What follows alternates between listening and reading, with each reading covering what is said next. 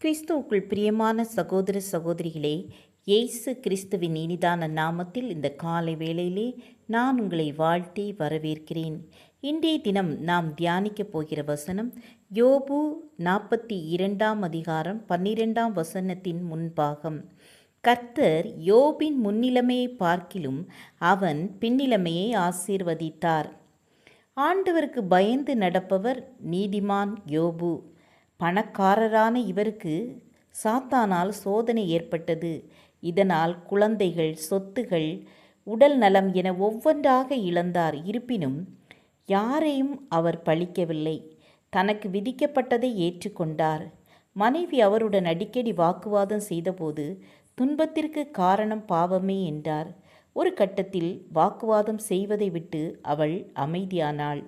ஆண்டவரை சரணடைந்த யோபுவின் இறுதி வாழ்க்கை நிம்மதியானதாக இருந்தது.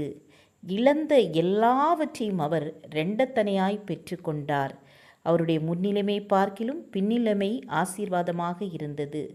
ஆம், எனக்கு அன்பானவர்களே, நமக்கும் சோதனைகள் வரலாம், கஷ்டங்கள் வரலாம், பாடுகள் வரலாம், வியாதிகள் வரலாம்.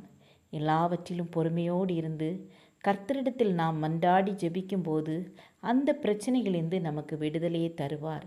நம்மை நிச்சயமாக பொறுமையோடு காத்திருக்கும்போது இரட்டிப்பான ஆசீர்வாதத்தை தந்து நம்மை ஆசீர்வதிக்க அவர் வல்லமை உள்ளவராக இருக்கிறார். ஜெபம் செய்வோம்.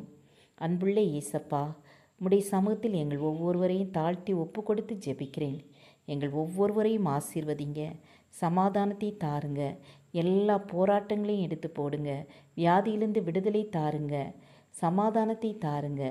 உம்முடைய பாதுகாப்புக்கு எங்களை ஒப்பு கொடுத்து ஜெபிக்கிறேன். இயேசுவின் நாமத்தில் பிதாவே, ஆமேன் ஆமேன். God bless you.